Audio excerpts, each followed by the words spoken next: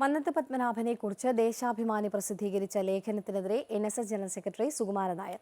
മന്നത്തിനെ അന്നും ഇന്നും വർഗീയവാദിയെന്ന് വിശേഷിപ്പിച്ച പാർട്ടിയാണ് ഇത്തരം പ്രചരണം നടത്തുന്നതെന്നും ജി സുകുമാരൻ നായർ പറഞ്ഞു. സമുദായത്തെ ഒറ്റതിരിഞ്ഞാക്രമിക്കാനുള്ള ശ്രമമാണ് നടക്കുന്നത്. ഇത് തുടർന്നാൽ ഏതറ്റം വരെ പോകാനും മടിയില്ലെന്നും സുകുമാരൻ നായർ പറഞ്ഞു.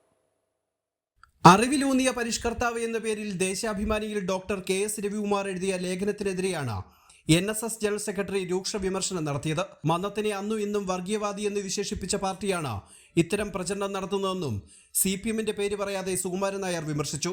മന്നത്ത് പത്മനാഭൻ വിമോചന സമരത്തിൽ പങ്കെടുത്തത് ജനാധിപത്യം സംരക്ഷിക്കാനാണെന്ന് ജി സുകുമാരൻ നായർ വ്യക്തമാക്കി. മന്നത്ത് പത്മനാഭൻ ജീവിച്ചിരുന്നതിനാൽ നായർ സമുദായം രക്ഷപ്പെട്ടെന്നും അദ്ദേഹം ചൂണ്ടിക്കാട്ടി. വോട്ട് ബാങ്കിന്റെ പേരിൽ സവർണ അവർണ ചേരിതിരിവുണ്ടാക്കാനാണ് ശ്രമം നടക്കുന്നത്. ദുഷ്പ്രചരണങ്ങളിൽ നായരും NSSും തളരില്ല. സമുദായത്തെ ഒറ്റതിരിഞ്ഞ് ആക്രമിക്കാനുള്ള ശ്രമമാണ് നടക്കുന്നത്. ഇത് തുടർന്നാൽ ഏതറ്റം വരെയും പോകാൻ മടിയില്ലെന്നും സുകുമാരൻ നായർ പറഞ്ഞു. മന്നം സമാധി യോഗത്തിലായിരുന്നു CPMനും ദേശാഭിമാനിക്കുമെതിരെ ജി സുകുമാരൻ നായരുടെ പ്രസംഗം.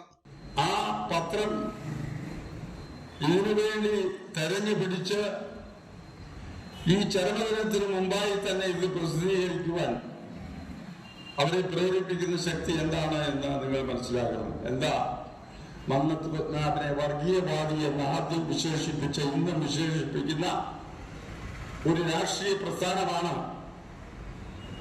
ഇതിന്റെ പിന്നിലെല്ലാം നിൽക്കുന്നത് എന്ന് നിങ്ങൾ മനസ്സിലാക്കണം. ഇത് നമ്മൾ മറന്നുപോകരുത്.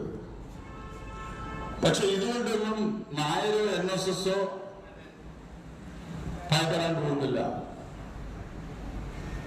ധീരനായ മന്നത്ത് പത്മനാഭന്റെ അനുയായികളായ ഞങ്ങൾ ഈ തെറ്റായ നടപടിക്കെതിരെ ഏതറ്റം പോകാനും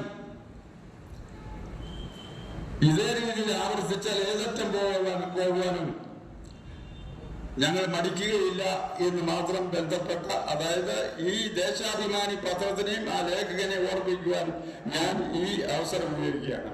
അമൃത ന്യൂസ്, കോട്ടയം.